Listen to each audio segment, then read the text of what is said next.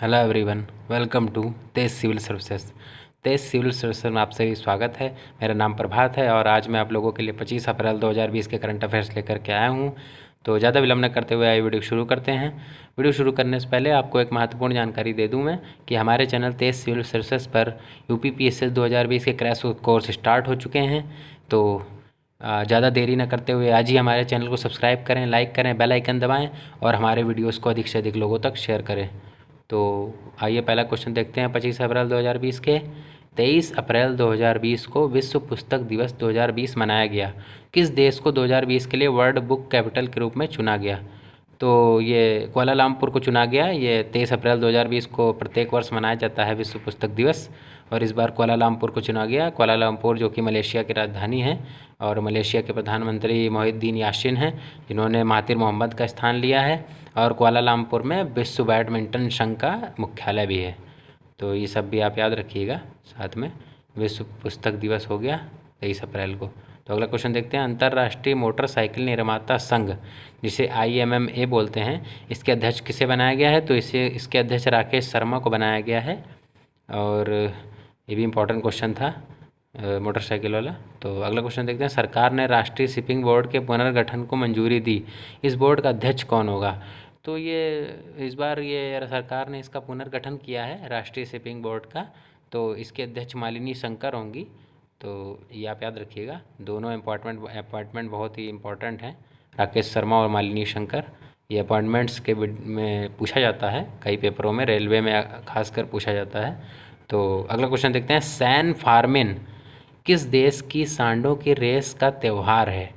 तो ये आपको पता होगा, बहुत काफ़ी प्रख्यात, काफ़ी प्रसिद्ध त्यौहार होता है स्पेन का, सांडों का। सांडों की इसमें लड़ाई होती है और स्पेन की राजधानी मैड्रिड है।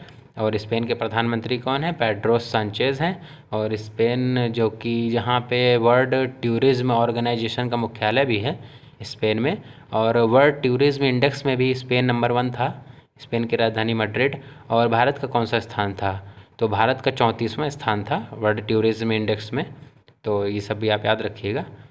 तो अगला क्वेश्चन देखते हैं। HRD मंत्रालय ने ई-लर्निंग के लिए नई दिल्ली में किस कार्यक्रम की शुरुआत करी? HRD मंत्री हमारे कौन हैं? HRD मैं आपको बता दूं, ह्यूमन रिसोर्स डेवलप डिपार्टमेंट इसे बोलते हैं, HRD मंत्रालय को, मानव संसाधन विकास। तो मानव संसाधन विकास मंत्री हमारे कौन हैं? रमेश पोखरियाल निशंक हैं। तो ये कार्यक्रम की शुरुआत किसने की? तो इन्होंने की। और इस कार्यक्रम का नाम क्या है? विद्यादान 2। विद्यादान 2 इसका नाम है। तो अगला क्वेश्चन देखते हैं। रिलायंस जियो ने अपनी 9.99% हिस्सेदारी किस कंपनी को $5.7 बिलियन में बेची? तो ये किसको बेची? फेसबुक को बेची। रिलायंस के संस्थापक कौन है? तो इसमें कंपनी के मालिक कौन है? तो मुकेश अंबानी हैं। और फेसबुक के मार्क जुकरबर्ग हैं। तो ये फेसबुक ने खरीदी है रिलायंस जियो में 9.9% हिस्सेदारी। तो ये आप याद रखिएगा। इससे पहले चीन के सेंट्रल बैंक ने भी खरीदी थी HDFC बैंक में हिस्सेदारी 1.01% की। तो उसे भी आप याद रखिएगा, इसे भी याद रखिएगा। अगला क्वेश्चन देखते हैं। किस संस्थान ने वास करो नामक एक मोबाइल ऐप विकसित किया? तो किसने विकसित किया है? IIIT दिल्ली ने। ध्यान दिएगा, यहाँ पर IIT दिल्ली नहीं है, ये IIIT दिल्ली है, शैक्षणिक संस्थान है ये दिल्ली का, IIIT दिल्ली। तो अगला क्वेश्चन देखते हैं। किस राज्य ने टोल फ्री नंबर तथा मोबाइल ऐप के साथ आप्त मित्र नामक एक हेल्पलाइन शुरू की? आप्त मित्र लिखा है ये, आप्त मित्र एक हेल्पलाइन है ये। तो ये कर्नाटक सरकार ने शुरू की है। कर्नाटक, जहाँ के मुख्यमंत्री BS येदियुरप्पा हैं और गवर्नर वजुभाई वाला हैं। कर्नाटक में आपको कई सारे टाइगर रिजर्व नेशनल पार्क मिल जाएंगे, जैसे आंसी, दांडेली, बन्नरघट्टा, ये सब आपको मिल जाएगा, नागरहोल, और कई सारे वहाँ पे टाइगर रिजर्व नेशनल पार्क हैं कर्नाटक में। तो आप इस याद रखिएगा, ये हेल्पलाइन कर्नाटक ने शुरू की है। तो अगला क्वेश्चन देखते हैं। किस संगठन ने खाद्य संकट पर वैश्विक रिपोर्ट GRFC 2020 जारी की? तो किसने जारी की है? ये वर्ल्ड फूड प्रोग्राम ने जारी की है। वर्ल्ड फूड प्रोग्राम का मुख्यालय कहाँ पे है? तो इटली की राजधानी रोम में है इसका मुख्यालय। तो अगला क्वेश्चन देखते हैं। तो अगला देखते हैं। वर्ल्ड इकोनॉमिक फोरम के सोशल मोबिलिटी इंडेक्स 2020 में भारत का रैंक क्या है? तो ये 76वां रैंक है भारत का वर्ल्ड मोबिलिटी इंडेक्स में। और ये इंडेक्स देता कौन है, तो ये इससे ज़्यादा इंपॉर्टेंट क्वेश्चन है, ये कई बार पूछ लिया जाता है कि इंडेक्स देता कौन है, तो ये वर्ल्ड इकोनॉमिक फोरम देता है। वर्ल्ड इकोनॉमिक फोरम देता है ये सोशल मोबिलिटी इंडेक्स। तो ये आप याद रखिएगा, 76वां स्थान है भारत का। ये कई बार इंडेक्स से भी क्वेश्चन आ जाते हैं, तो इसे आप याद रखिएगा। अगला क्वेश्चन देखते हैं, विश्व बैडमिंटन महासंघ के IM बैडमिंटन कैंपेन के लिए किस भारतीय बैडमिंटन खिलाड़ी को एम्बेसडर चुना गया। तो किसे चुना गया, PV सिंधु को चुना गया। क्यों चुना गया था, क्योंकि इन्होंने वर्ल्ड टूर बैडमिंटन का खिताब भी जीता था कुछ दिन पहले, तो इन्हीं को सम्मानित करने के लिए इन्हें कैंपेन IM बैडमिंटन कैंपेन का एम्बेसडर चुना गया है।